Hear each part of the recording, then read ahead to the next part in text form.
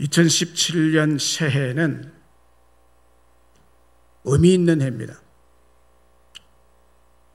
110년 전 1907년에 영국 웨일즈 지방을 중심으로 일어난 영적 대부흥과 그 부흥에 전적인 영향을 받은 선교사님들에 의해서 한국의 평양에 대부흥이 일어난 해이기도 합니다.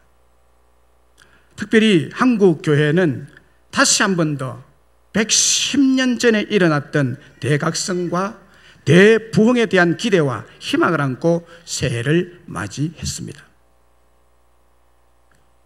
그러나 지금 60억 세계 인류는 두려움과 불안으로 가득 차 있습니다.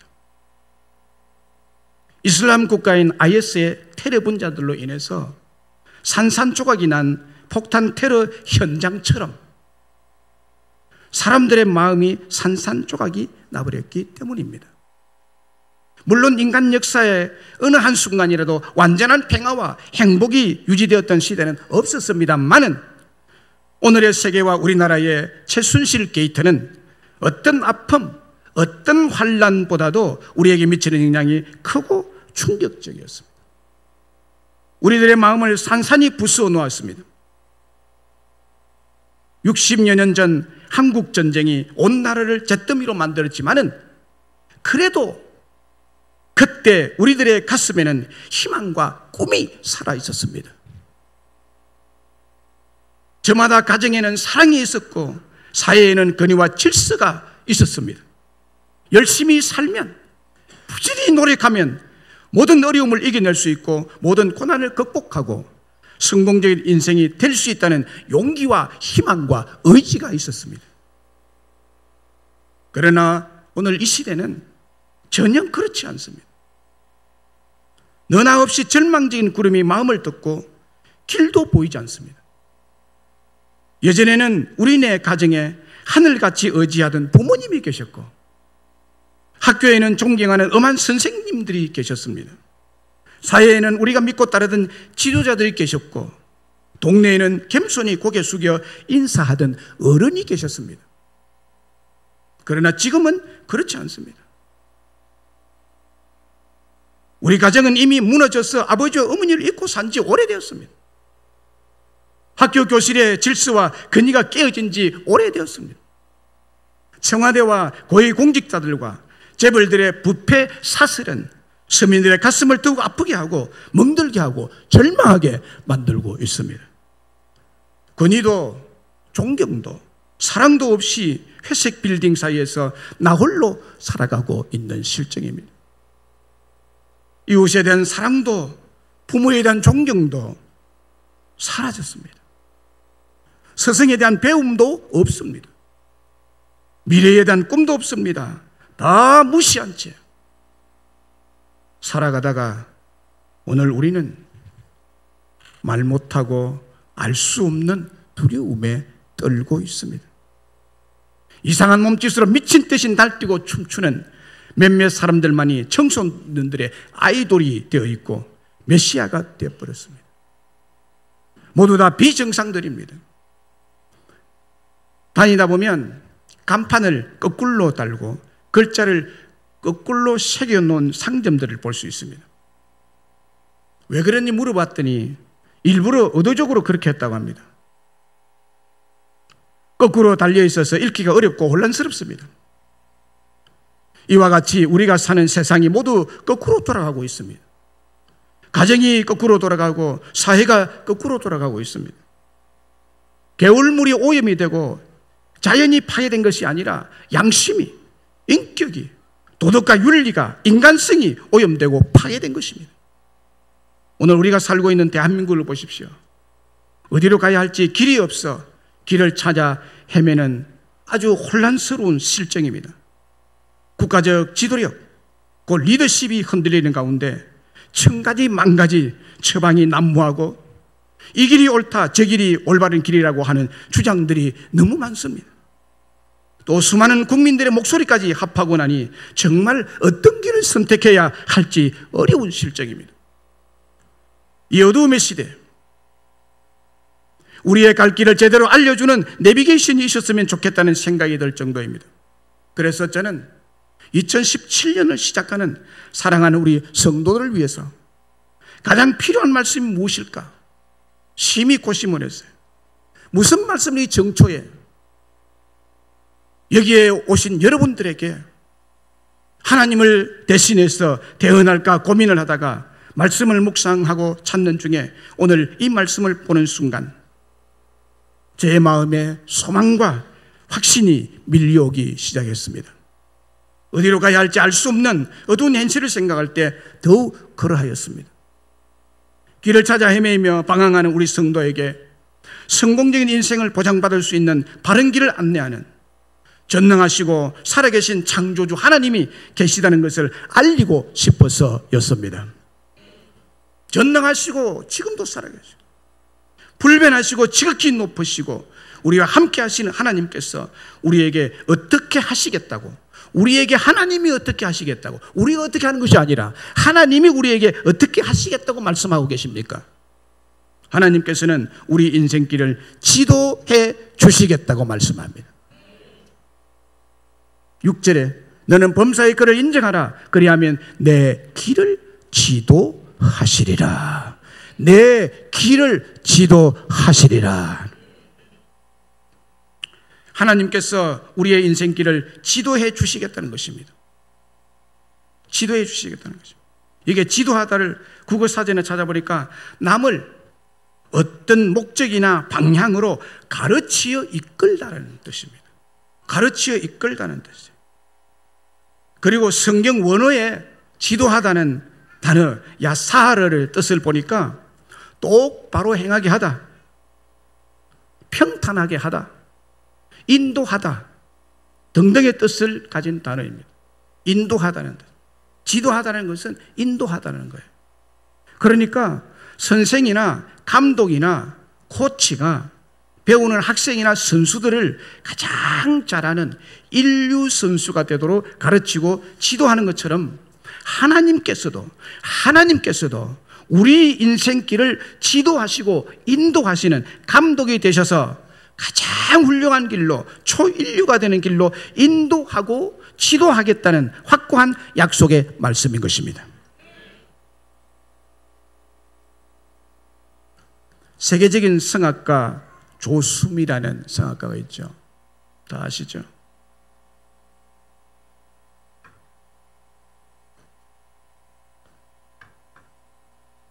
그가 각종 국제 콩쿠르에서 1등상을 휩쓸었고 유명한 음반사 솔티와 함께 작업한 그림자 없는 여인 이 판이 있는데 이게 1993년도 그래미상 최우수 오페라 음반으로 선정되기도 하였습니다. 2008년 푸치니 탄생 150주년을 기념해서 푸치니상을 수상한 세계적인 성악가가 조수미입니다. 그가 처음으로 유학 가서 이탈리아 산타 세칠리아 거기로 유학을 갔는데 그쪽 음악원에서 성악을 공부할 때 일입니다. 핀란드에서 콩쿠르가 있었는데 최연소로 참석하게 되었습니다. 그러니까 유학 간 지 1년 반 정도 지났을 무렵이니까 유학 초창기죠. 유학 초창기. 그 나라에 적응하려 말라 할 그때죠. 조수미가 나이가 가장 어렸지만 그 콩쿠르에서 가장 유력한 우승 후보로 꼽혔습니다. 그러니까 결과는 예상을 뛰었고 1등은 중국 학생에게 돌아갔습니다.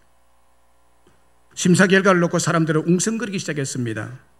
심사에 문제가 있다, 수미가 실력은 훨씬 위였다라며 격려했지만 소용은 없는 일이었습니다. 그 후로 조수미는 넉 달 동안 실망과 좌절과 울분 때문에 노래를 할 수가 없었습니다. 그 당시 핀란드는 중국과 수교를 앞두고 정치적 여건을 고려해서 중국 학생에게 1등을 주기로 미리 각본이 다 짜여져 있었던 것입니다. 이런 일이 얼마나 많아요. 분노와 실망과 좌절로 노래할 의지를 완전히 상실한 조수미에게 다시 일어설 수 있도록 다시 노래할 수 있도록 그 모든 실망과 분노와 좌절을 없이 하고 용기와 위로를 통해서 바른 지도를 하고 바른 인도를 한 사람이 누구냐? 바로 그의 곁에 있었던 어머니 김말순 씨였습니다. 그의 어머니가 이렇게 말해줬습니다. 좌절하고 절망하고 분노에 가득 차 있는 조수미에게, 노래 안 하겠다고 버티고 있고 누워있는 그 조수미에게 그 어머니가 이렇게 말해줬습니다. 나는 너에게 단 한 번도 1등을 하라고 말한 적이 없다. 수미야, 노래는 아름다운 거야. 그런데 1등을 하지 못했다고 해서 분노와 질투가 가득 찬 마음으로 노래를 부른다면 그건 이미 노래가 아닌 거란다. 최고가 아니고 1등이 아니더라도 아름다운 노래를 하는 것이 중요하단다 라고 말해줬습니다. 아주 참 바른 멘토라고 생각합니다. 이렇게 올바른 지도를 해주고 인도를 해줌으로써 오늘의 조수미가 된 것입니다. 그리고 그의 고백이, 조수미의 고백이 이렇게 고백했습니다. 우리 어머니는 철저하게 나를 자신의 딸이 아니라 대한민국의 딸, 세계적인 딸로 키우셨다고 그렇게 조수미가 자기 어머니에 대해서 이렇게 고백을 했습니다. 많은 서성도 있었지만 그 곁에는 늘 그를 가장 바르게 지도해준, 가장 바르게 지도해준, 인도해준 그 어머니의 지도, 가르침이 그를 세계적인 인물로 만든 것입니다. 포르투갈 출신 축구 선수 호날두를 여러분 다 잘 아시죠? 축구를 안 해도 너무나 유명하니까 아시죠? 레알 마드리드 소속 선수로서 현재 메시와 함께 세계 최고의 축구 선수, 가장 높은 몸값을 자랑하는 선수입니다.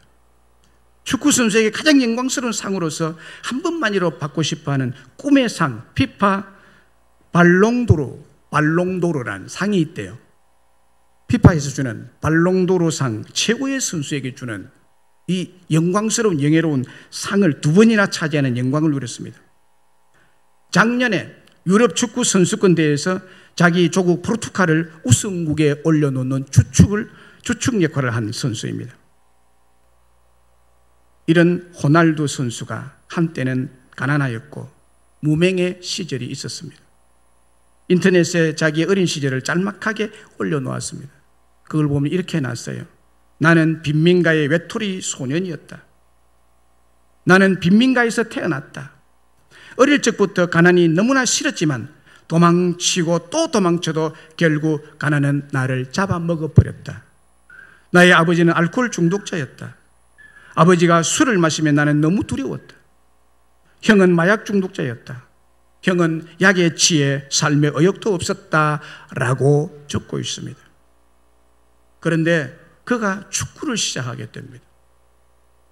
그러나 그를 알아주는 사람은 아무도 없이 무명의 시절을 보내고 있었습니다. 그런데 어느 날 그의 인생을 180도로 바꾼 전화 한 통을 받게 됩니다. 전화를 건 사람은 다른 리그 축구팀 감독이라고 하면서 자기를 그 감독팀에 이적시키고 싶다고 전화를 했습니다. 그 말을 듣고 온몸에 전율이 흘렀다고 호날두는 고백합니다. 왜냐하면 그 구단은 세계 최고의 구단인 맨체스터 유나이티드 팀의 감독입니다. 그 감독이 직접 전화를 걸었습니다. 그리고 그 감독은 최고 축구 감독이라고 평가받는 퍼거슨 감독이 호날두에게 전화를 한 것입니다. 이렇게 무명의 선수였던 호날두는 축구계에서 최고의 지도자를 만남으로 세계 최고의 선수로 자라나게 되는 것입니다. 박지성 선수도 히팅크 감독이라는 그 거장 감독을 만남으로 박지성에 있게 된 것입니다. 김연아, 펜싱 선수, 박상영 선수 등등 유명한 선수들, 금메달리스트들은 다 그런 것입니다. 이들 모두는 좋은 지도자를 만나서 가르침을 잘 받았기 때문이었습니다. 그렇습니다. 좋은 지도자를 만나는 것은 큰 행운이고 큰 축복입니다. 이런 경우는 스포츠계뿐만 아니라 정치, 경제, 문화, 교육 모든 분야에 그렇습니다. 좋은 지도자를 만나면 그 분야가 큰 발전을 하지만은 나쁜 지도자를 만나면 그 분야가 퇴보하고 망하는 것입니다. IT 나라를 우리가 잘 압니다. IT 나라는 6.25 전쟁 때 우리나라에 원조를 준 나라였습니다. 우리나라보다 훨씬 잘 사는 나라였습니다. 그때 얼마를 우리와 나라에다가 IT 나라가 원조, 우리나라는 IT 나라에까지 원조받은 나라입니다. 빚을 지고 있죠. IT 나라에 360억 원을 6.25 전쟁 당시에 360억 원입니다. 우리나라에 원조를 보내준 부유한 나라였습니다. 그런 부유한 나라가 지금 어떻습니까? 세계 최고의 빈곤, 극빈의 나라가 되어 있습니다.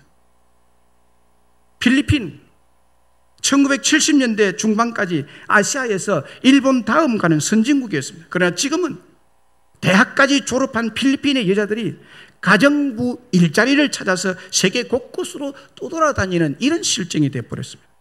왜 IT가, 왜 필리핀이 이렇게 최하위의 빈곤 국가로 곤두박질을 치게 됐을까요? 그 이유는 지도자를 잘못 만났기 때문입니다. 미국은 링컨이라는 좋은 지도자를 만나서 수많은 노예를 해방하고 진정한 자유의 국가로 기틀을 마련하고 지금까지 그것이 유지가 되고 있는 나라 아니겠습니까? 영국은 제2차 세계대전 때 처칠이라는 좋은 지도자를 만나서 위태로웠던 영국을 든든히 지킬 수가 있었습니다. 독일은 지금 여성 총리이지만 신실한 크리스찬 신앙을 가진 메르켈 총리라는 좋은 지도자를 만나서 지금 세계적인 불황 가운데서도 불황을 모르고 더욱 나라가 든든히 서가고 있습니다. 그렇습니다. 지도자를 잘 만나면 후진국이 선진국으로 들어서기도 하고, 지도자를 잘 만나면 무너진 회사가 인류 기업으로 번창하기도 하고, 지도자를 잘 만나면 무명의 선수가 세계적인 스타로 올라서기도 합니다. 여기서 우리가 생각해 봐야 합니다. 인간 지도자를 잘 만나도, 인간 지도자를 잘 만나도 이런 놀라운 축복을 받는다면 인간의 지혜를 초월하시는, 인간의 명철을 초월하시는, 인간의 방법을 초월하시는 하나님의 지혜로 하나님의 지도를 받는 사람이라면 더 큰 축복과 더 확실한 축복의 길로 인도하여 주시지 않겠습니까? 우리 하나님은 그렇게 하실 줄을 믿습니다. 이렇게 우리 하나님은 우리를 지도하셔서 최고의 행복자가 되도록 인도하여 가시고 계십니다. 우리를 최고의 행복자로. 17절을 보세요. 그 길은 즐거운 길이요 그의 지름길은 다 평강이니라. 하나님의 길은 즐거운 길, 이거 바로 평강 아니에요? 그의 지름길은 다 평강이라. 평강은 여러 번 설교 때 설명을 드렸습니다. 샬롬입니다. 여호와 하나님의 길은 우리 인생에게 즐거운 길이에요. 그의 지름길은 다 평강이라, 행복이라, 즐거움이라. 할렐루야. 2절에도 보면 그리하면 그것이 네가 장수하여 많은 해를 누리게 하며 평강을 더하시리라. 평강을 더하시리라. 하나님의 지혜를 의존하면 너의 삶 가운데 평강이 더하여질 것이라고, 그리고 장수에까지 축복하실 것이라고 말씀합니다. 평강의 지름길로 진도하시고 인도하시고 지도하시고 우리의 생명까지 길게 하나님이 해주시겠다는 거예요. 그리고 하나님은 우리를 부유하고 윤택한 길로 지도하시고 인도하여 가십니다. 10절에 보면 그리하면 네 창고가 가득히 차고 내 접틀에 새 포도즙이 넘치리라고. 넘치리라고. 창고를 가득히 채워주시고 새 포도즙이 넘치게 되도록 포도 농사에서도 풍년을 주실 것이라고 말씀합니다. 풍년을 주실 것이라고. 제 하나님을 의지하는 자가 이 농사해도 잘 돼요. 농사해도 잘 돼요. 하나님의 역사가 나타나면 죽었던 짐승도 살아나요. 저기 우리 김종영 목사님 자기가 시골에서 목회할 때 교인이 달려와가지고 목사님 돼지가 죽어갑니다 그러더래요. 돼지인지 닭인지 모르겠지만 그 가서 기도하면 결결결결 하던 돼지가 금방 살아난대요. 하나님을 굉해하는 자의 이런 기도조차도 하나님이 짐승조차도 들어주시는 하나님. 짐승도 살아요. 사람에게만 하나님 역사하시는 것이 아니고 하나님은 땅에도 역사해요. 하나님이 땅을 저주하면 땅에서 열매가 없어요. 하나님이 땅을 축복하면 그 땅에서 열매가 풍성히 맺힌다고 말합니다. 창고를 가득히 채워주고 새 포도즙이 넘치도록 포도농사에도 풍년을 주실 것이라는 하나님의 지도, 하나님의 인도가 있다는 것을 말씀합니다. 덴마크는 세계에서 가장 먼저 의료보험 제도를 했고, 그리고 지금 현재 의료보험 제도가 가장 발달되어 있는 나라입니다. 덴마크. 누구든지 무료로 병원에서 치료를 받을 수가 있는 나라가 덴마크입니다. 그리고 만 65세가 되면 정부에서 죽을 때까지 먹고 살 수 있는 주택과 연금을 제공해주고 있습니다. 교육제도에 있어서도 유치원에서부터 대학원까지 수업료를 내지 않고 공부할 수 있게 되어 있습니다. 모든 국민이 부유하고 윤택한 삶을 지금 덴마크 국민들은 살아가고 있습니다. 굉장히 부국이죠. 사회보장제도가 이렇게 너무나 잘 되어 있는 나라가 덴마크 나라입니다. 그러면 무엇이 이 나라를 이런 부강한 나라가 되게 했으며 윤택한 삶, 부유한 삶, 넘치는 삶, 모든 국민이 병원에 가도 돈 한 푼 안 내고 거저 치료를 받을 수 있도록 이렇게 부유하고 부강한 나라가 어떻게 될 수가 있었느냐는 거죠. 그 나라의 기후를 보면, 기후가 그렇게 만들어졌을까요? 아니에요. 그 나라 기후는요, 여름 3개월 동안 잠깐 좋은 햇빛을 볼 수 있지만 나머지 9개월 동안은 우리나라 장마철처럼 해를 구경할 수 없고 9개월 동안 매일 비와 안개와 흐린 날씨의 연속입니다. 기후 조건이 안 좋아도 너무 안 좋은 나라가 덴마크예요. 기후를 보면 이런 나라가 될 수가 없어요. 그리고 지와 자원이 많아서 그걸 팔아가지고 이렇게 부강한 나라가 됐을까? 석유가 그냥 펑펑 쏟아져가지고 그 돈을 많이 벌어서 이런 부강한 나라가 됐을까요? No, 석유 한 방울 안 납니다. 덴마크는 석유 한 방울 안 나는 나라예요. 지하 자원에 있어서 우리나라보다 더 없는 나라가 덴마크 나라는 것입니다. 뿐만 아니라 그러면 농산물을 잘 생산해낼 수 있어서 부강한 이 나라가 됐느냐? 백야도 없어요. 우리나라보다도 산이 더 많은 나라가 덴마크예요. 자연적인 조건은 우리나라와 비교도 안 될 정도로 악조건을 가지고 있는 나라가 덴마크입니다. 모든 환경적으로도 열악한 덴마크가 생활의 윤택감을 누리는 이유, 그렇게 부강한 나라가 된 이유는 뭡니까? 지도자였어요. 개혁교회의 목사님의 아들로 태어난 그룬트비라는 인물이 자리 잡고 있습니다. 그룬트비. 그는 국민의 아버지, 국부로 불리고 있는 자로서 조국에 대한 지극한 사랑으로 국민 부흥을 위해서 그의 평생을 바친 사람입니다. 그 결과로 세계 최고 낙농 부국을 만들었습니다. 그룬트비라는 사람, 지도자.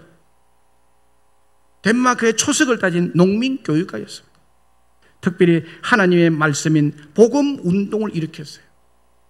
그는 하나님의 복음만이 이 민족을 살릴 수 있다고, 이런 열악한 환경 속에서도 하나님의 부유한 축복을 받아 누리면 우리나라도 부강한 나라, 부강하게 많이 먹고 잘 사는 나라가 될 수 있다고 농민들에게 하나님의 복음을, 하나님의 말씀 운동을 일으킨 사람이고, 농민들의 의식을 깨우고 정신무장을 함으로 결국 말씀 속에서 역사하시는 하나님께서 그 백성들을 윤택한 길로, 부유한 길로 지도하시고 인도하신 결과 이 덴마크가 낙농부국이 된 것입니다. 낙농부국이. 오늘날 많은 사람들이 자신의 주인은 자기 자신이라고 그런 생각 속에서 자신의 맹체를 의지하고 자신의 지혜를 의지하며 살아가고 있습니다. 독야청청하려고 하고 있습니다. 스스로 자신의 미래를 계획하며 부지런히 살아가고 있습니다. 그러나 계획대로 되는 일은 거의 없습니다. 무신론자들이 많아요. 나는 어느 신도 믿지 않는다. 나는 나 홀로 산다. 이런 사람들 젊을 때는 젊은 패기로 살지 모르지만 나이 들어보세요. 쫄딱 망한 신세가 됩니다. 보세요. 두고 보세요. 계획대로 되는 일이 없어요. 뿐만 아니라 결국 대부분의 사람들은 열심히 살았음에도 불구하고 실망과 좌절을 경험하고 자신의 삶이 헛된 삶이었음을 돌이켜보면 크게 후회하게 되는 것입니다. 왜 이런 실패의 인생이 되고 말까요? 그 이유를 5절에서 말씀하고 있습니다. 혼란스럽고 어두운 현실 속에서 인간 자신의 맹처를 의지했기 때문입니다. 그러나 하나님의 지도를 따르고 하나님의 인도를 받아가는 개인이나 민족이나 그 어떤 단체도 하나님은 윤택하게 하고 부유한 길로 인도하여 가실 줄로 믿습니다. 시편 23편 1절 5절을 보면 여호와는 나의 목자시니 나를 지도하여 인도하시니 내게 부족함이 없으리로다고 고백하고 있습니다. 그가 나를 푸른 풀밭에 누이시고 실만한 물가로 인도하시는도다. 내 영혼을 소생시키시고 자기 이름을 위하여 의의 길로 인도하시는도다. 이 인도가요, 잠언의 3장 6절에 지도하시리라는 말과 똑같은 단어를 쓰고 있습니다. 지도하는 거나 인도하는 거나 맞죠. 하나님이 목자가 되셔서 나를 인도하니 내 잔이 넘치나이다. 내 잔이 넘치나이다. 여러분, 다윗의 잔은요, 자기 개인의 잔도 되지만 나라 전체를 두고 하는 말이에요. 잔이. 다윗의 잔, 다윗이 왕으로 있을 때 그는 너무나도 참 신앙이 있는 자죠. 그는 하나님과 늘 가까이 지내는 자였죠. 그는 하나님의 근위를 인정하는 자였고 사울이 자기를 달려들어서 죽이려 해도 그는 사울에 손대지 않는 하나님의 근위를 인정하는 그런 겸손한 자. 그에게 하나님은 넘치는 축복을 주었는데 그의 개인의 가문뿐만이 아니라 그가 통치하는 나라에 넘치는 축복을 주었다는 얘기예요. 다윗이 통치하던, 다윗이 임금이었던 이스라엘 나라는 사상 최대의 강국을 이루었잖아요. 강국을 이루었잖아요. 가는 곳마다 다윗을 이기게 하신 그 하나님. 다윗이 들고 있는 잔에는 늘 넘치는 하나님의 부유한 축복이 있었던 것입니다. 여호와 하나님께서 우리의 목자가 되셔서 오늘날도 우리를 지도하시고 인도하시는데 우리들은 정말 부유하고 넘치고 윤택하도록 인도하신다는 다윗의 고백이죠. 이 고백이 우리 모두의 고백이 되기를 간절히 바랍니다. 그렇습니다, 여러분. 2017년 새해 하나님께서 하나님의 자녀들과 하나님 믿는 후손들과 국가들을 윤택한 길로 지도하시고 넉넉한 길로 지도하시고 풍성한 길로 지도하시고 인도하여 가실 줄을 믿습니다. 그런데 사랑하는 여러분, 언제나 이런 축복을 받아 누리기 위해서는 다음 질문에 신실하게 아멘 할 수 있어야 됩니다. 다음 질문에 아멘 할 수 있어야 돼요. 그게 뭡니까? 행복한 길, 윤택하고 부유한 길로 인도를 받는 성도들의 삶은 어떠해야 할까요? 어떠해야 할까요?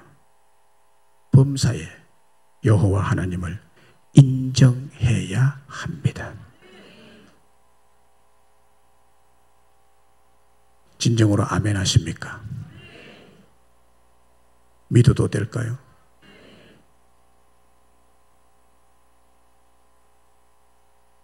여호와 하나님을 인정하시기를 주의 이름으로 축복합니다.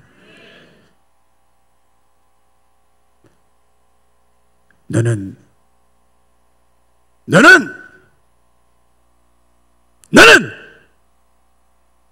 범사에 그를 인정하라. 여기 인정하는 것이나 뭘까요? 5절에서 그 내용을 밝히고 있습니다. 너는 마음을 다하여 여호와를 신뢰하고 내 맹철을 의지하지 말라고 했습니다.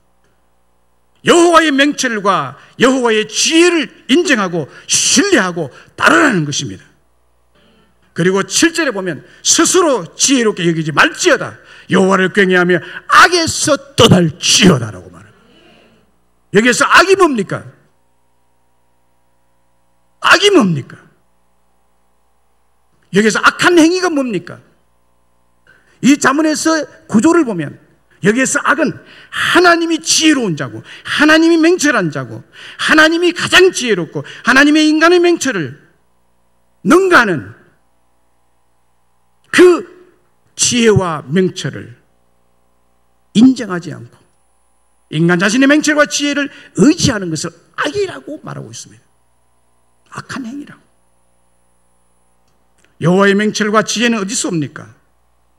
1절과 3절에서 밝히고 있습니다. 여호와의 법에서 옵니다. 여호와의 명령에서 옵니다.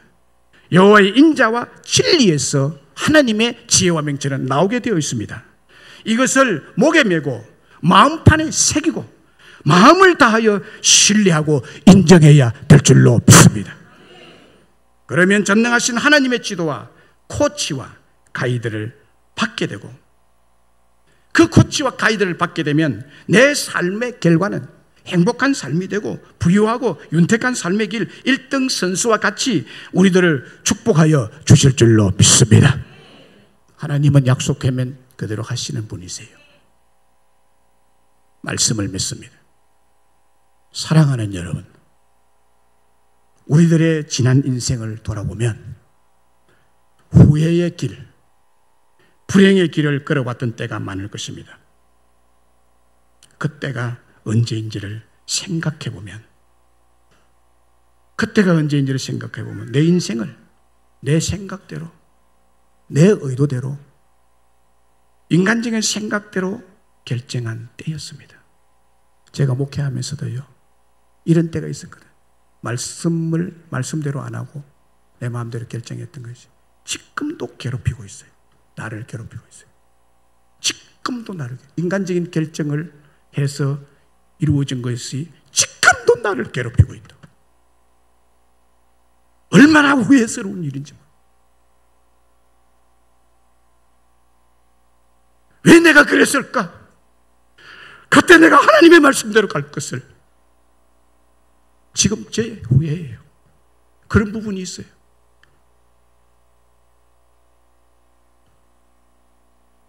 내 아픈 결과 앞에 내 인생을 아프게 하며 정말 잘못했다는 것을 뼈아프게 후회할 때가 여러분에게도 많이 있을 것입니다. 오늘 본문은 최고의 지도자이시고 가장 좋으신 지도자이신 인도자이신 하나님이 우리 인생을 인도해 주신다는 것을 말씀드렸습니다. 우리 인생의 내비게이션, 우리 인생의 멘토, 우리 인생의 가이드이신 하나님이 우리 인생을 행복한 길로, 윤택한 길로 인도해 주신다고 말씀을 드렸습니다. 2017년 올 한 해도 이제 막 시작했습니다. 올 한 해 교회 생활이든 가정 생활이든 사회 생활이든 모든 영역에서 범사에 하나님을 지혜로우신 지도와 인도하심을 인정하고 아멘하고 신뢰하고 온전히 순종함으로 행복한 삶, 부유하고 윤택함이 넘치는 삶의 길로 인도함을 받으시기를 주의 이름으로 축원합니다.